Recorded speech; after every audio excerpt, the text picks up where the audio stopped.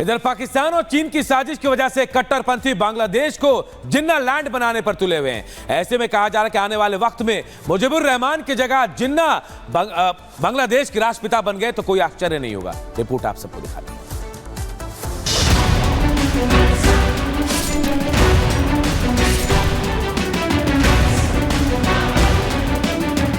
हसीना सरकार की तख्ता पलट के बाद बांग्लादेश में कट्टरपंथी ताकतें तेजी से बढ़ रही हैं। हर जगह कट्टरपंथी सोच को बढ़ावा मिल रहा है। पाकिस्तान के जो समर्थक बांग्लादेश में छिपे बैठे थे, अब वो खुलकर सामने आने लगे हैं। पाकिस्तान से आजाद होकर एक नया मुल्क बना बांग्लादेश एक बार फिर जिन्ना लैंड बनने की राह पर आगे बढ़ रहा है। बांग्लादेश में पाकिस्तान के संस्थापक मोहम्मद अली जिन्ना की बरसी मनाई गई। बांग्लादेश के इतिहास में ऐसा पहली बार हो रहा है जब बांग्लादेश बनने के बाद जिन्ना की बरसी मनाई गई। इतना ही नहीं, जिन्ना की बरसी पर उर्दू में कविताएं पढ़ी गई, मुशायरे हुए। जरा सोचिए बांग्लादेश किन परिस्थितियों में बना और आज वहां क्या हो रहा है। बांग्लादेश में धीरे धीरे कट्टरपंथी ताकतों का दबदबा बढ़ रहा है। इन सारी कट्टरपंथी ताकतों को पाकिस्तान से फंडिंग मिल रही है। नतीजा यह है कि अब बांग्लादेश में जिन्ना को राष्ट्रपिता बनाने की मांग उठने लगी है। यानी जिस देश के लोगों ने बांग्लादेश पर अत्याचार किया, उस देश के संस्थापक को बांग्लादेश का राष्ट्रपिता बनाया जाएगा। 1952 में इसी बांग्लादेश ने बांग्ला भाषा के लिए एक बड़ा भारी आंदोलन किया था, जिसमें बहुत बलिदान भी दिए गए थे, क्योंकि उस समय भी पाकिस्तान उर्दू थोपना चाहता था मोहम्मद अली जिन्ना की उस राष्ट्रीय भाषा की वजह से। अब जमात इस्लामी और ISI की वजह से वो सिचुएशन 180 डिग्री बदल गई है और ऐसा लगता है कि ये बांग्लादेश अब एक दूसरा पाकिस्तान बन गया है, जो हिंदुस्तान के लिए एक खतरा है। बांग्लादेश में आंदोलन की आड़ में तख्ता पलट किया गया। उम्मीद ये थी कि नई सरकार सुधारों को बढ़ावा देगी, लेकिन नई सरकार तो कट्टरपंथियों के हाथों की कठपुतली बन गई। हालात ये है कि अब बांग्लादेश में सब कुछ उल्टा हो रहा है। ऐसे में देखने वाली बात यह है कि क्या बांग्लादेश पाकिस्तान के चंगुल में फंसने से बच पाएगा। Bureau report, Republic Bharat. Bangladesh की नई कट्टरपंथी सरकार जो चीन और पाकिस्तान के दम पर उछल रही है, उसे शायद अंदाजा भी नहीं है कि पिछले दिनों जो मालदीव भारत को आंखें दिखा रहा था, भारत के पीछे घूम रहा है। ठीक उसी तरह बांग्लादेश भी काफी हद तक भारत पर ही निर्भर करता है। तो कहीं भारत को ये तेवर दिखाना उसे भारी ना पड़ जाए। रिपोर्ट देखिए।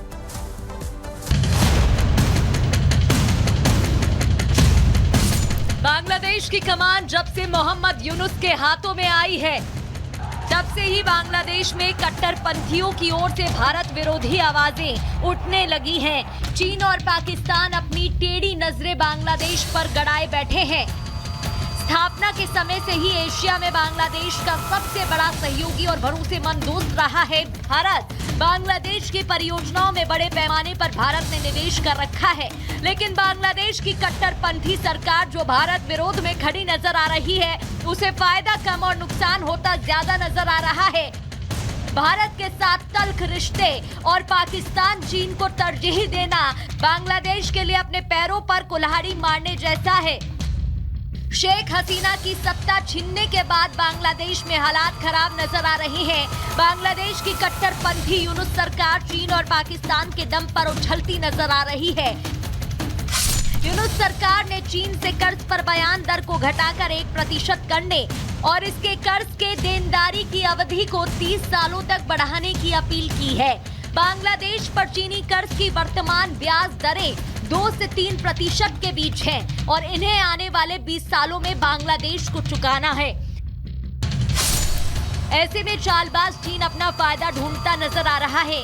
बांग्लादेश में जारी उथल-पुथल के बीच चीन किसी तरह बांग्लादेश में अपनी पैठ बढ़ाना चाहता है। एशिया में अपनी धाक जमाने के लिए चीन ने पाकिस्तान और मालदीव को अपने जाल में फंसाया था।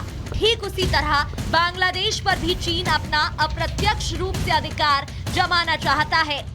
बांग्लादेश की कट्टरपंथी सरकार शायद इस बात से अनजान है कि कुछ दिन पहले जो मालदीव भारत को तेवर दिखा रहा था, आज वो भारत के करीब आने की कोशिश में जुट गया है। साउथ एशिया में भारत की ताकत का इस बात से अंदाजा लगाया जा सकता है कि जिस मालदीव ने भी हाल ही में भारत को तेवर दिखाने की कोशिश की थी, अब वो दिवालिया होने की कगार पर पहुंच गया है।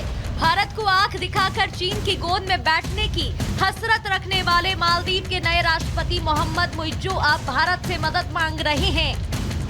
अब आपको बताते हैं कि बांग्लादेश को भारत की जरूरत क्यों है। साउथ एशिया में बांग्लादेश भारत का सबसे बड़ा बिजनेस पार्टनर है। दोनों देशों के बीच 2020 से 21 में द्विपक्षीय व्यापार 10.8 बिलियन अमेरिकी डॉलर तक था, जो साल 2021 से 2022 में 18 बिलियन अमेरिकी डॉलर तक पहुंच गया। बांग्लादेश के लिए भारत ऊर्जा के लिए बेहद जरूरी है। पड़ोसी देश भारत से लगभग 2000 मेगावाट बिजली आयात करता है। इसके अलावा भारत से बांग्लादेश को एक्सपोर्ट किए जाने वाले सामानों में कॉटन और कॉटन वेस्ट का प्रमुख है। 2021 से 22 में 164 करोड़ डॉलर से ज्यादा के कॉटन और कॉटन वेस्ट का एक्सपोर्ट हुआ था। इसी साल भारत ने बांग्लादेश को 119 डॉलर से ज्यादा का गेहूं निर्यात भी किया था। इसके अलावा चावल, चीनी और दूसरे अनाज भी बांग्लादेश भारत से लेता है। ऐसे में बांग्लादेश अगर अपनी राह नहीं बदलता तो आने वाले दिनों में बांग्लादेश से भी पाकिस्तान जैसी खबरें सामने आएंगी। बांग्लादेश में आर्थिक हालात काफी खराब हो सकते हैं। अंतर्राष्ट्रीय स्तर पर बांग्लादेश भी पाकिस्तान की तरह कर्ज मांगता हुआ नजर आएगा। बांग्लादेश को मालदीव से सबक लेने की जरूरत है। Bureau report, Republic Bharat. आज आम आदमी पार्टी विधायक रामनिवास गोयल का बयान आया सामने। उन्होंने कहा कि विधायक दल चुनेगा अगला मुख्यमंत्री। महाराष्ट्र, दिल्ली, हरियाणा में एक साथ हो चुनाव। सीएम केजरीवाल के इस्तीफे के ऐलान के बाद आम आदमी पार्टी नेता आतिशी की मांग, महाराष्ट्र के साथ ही करा जाए दिल्ली के भी चुनाव। केंद्रीय मंत्री हर्ष मल्होत्रा ने अरविंद केजरीवाल पर किया हमला। बोले उन्होंने मान लिया है कि भ्रष्टाचार हुआ है, इसलिए दे रहे हैं इस्तीफा। अरविंद केजरीवाल के ऐलान पर बोले अन्ना हजारे, कहा पहले ही दी थी राजनीति में नहीं जाने की सलाह, आज जो होना था वो हो गया। मैं पहले से ही बता रहा था राजनीति में नहीं जाना, लेकिन उसके दिल में नहीं लगा और आज जो होना था वो हो गया।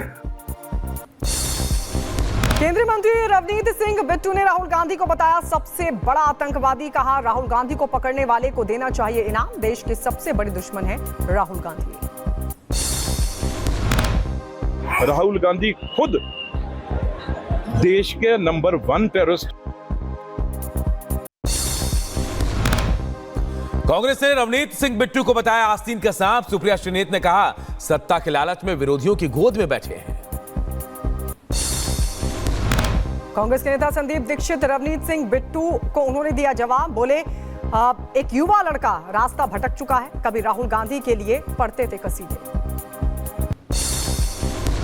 कांग्रेस नेता तारिक अनवर ने रवनीत को बताया बेचारा। कहा उनका साबित करना है कि वो बीजेपी की विचारधारा में शामिल हो गए हैं। उपराष्ट्रपति जगदीप धनखड़ का राहुल गांधी पर निशाना। कहा कुछ लोग संविधान की मूल भावना को भूल गए हैं, संविधान की नुमाइश करना ठीक नहीं। बीजेपी नेता अनिल विज ने सीएम पद के लिए ठोका दावा। कहा सीएम बनने पर बदल दूंगा हरियाणा की तस्वीर।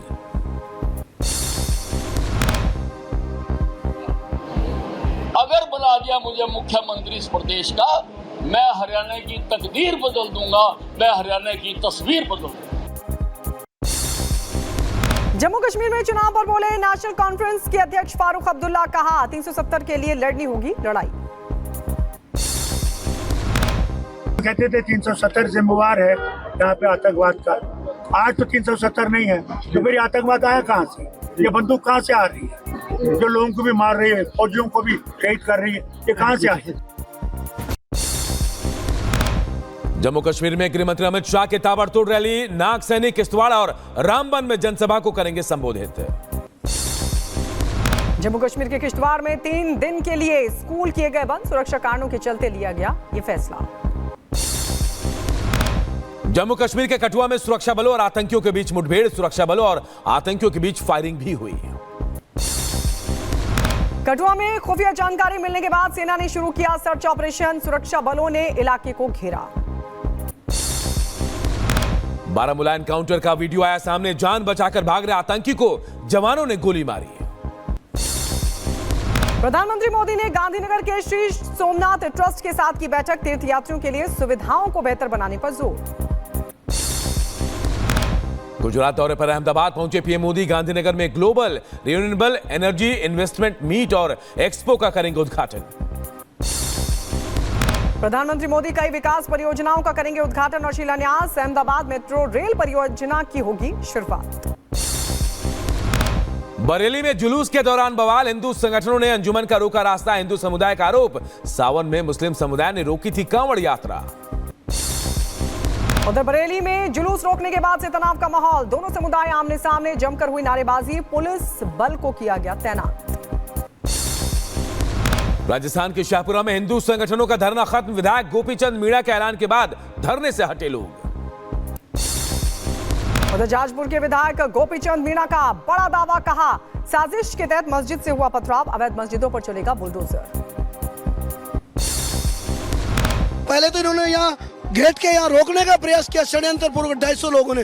फिर पुलिस प्रशासन ने इनके समझाइश की, उसके बाद ऊपर से पथराव किया है। हिमाचल के कुल्लू में अवैध मस्जिद को लेकर खड़ा हुआ विवाद। एनओसी मिलने के बावजूद कराया गया अवैध निर्माण। 4 मंजिला इमारत के ऊपर बनाया गया गुंबद। लैंड जिहाद पर बोले पंडित धीरेन्द्र कृष्ण शास्त्री। कहा हम लैंड जिहाद के खिलाफ। वक्फ बोर्ड पर होना चाहिए कानूनी शिकंजा। निश्चित रूप से वक्फ बोर्ड के ऊपर कोई शिकंजा कानूनी तौर पर होना चाहिए। तो सनातनियों को भी, हिंदुओं को भी करना चाहिए। हम किसी भी मजहब के खिलाफ नहीं है, लेकिन लैंड जिहाद के खिलाफ। छत्तीसगढ़ के सुकमा में अंधविश्वास का खूनी खेल। जादू टोना के शक में 3 महिला समेत 5 लोगों की हत्या। सुकमा पुलिस ने की ये बड़ी कार्रवाई। हत्या के आरोपियों को लिया गया हिरासत में, चल रही है पूछताछ। प्राथमिक जांच में ये आया है कि जादू टोना की शक की वजह से गांव के लोगों ने डंडे से मारपीट कर इन 5 ग्रामीणों की हत्या कर दी है। सपा विधायक जाहिद बेग के बेटे जईम बेग को पुलिस ने हिरासत में लिया। नौकरानी को सुसाइड के लोग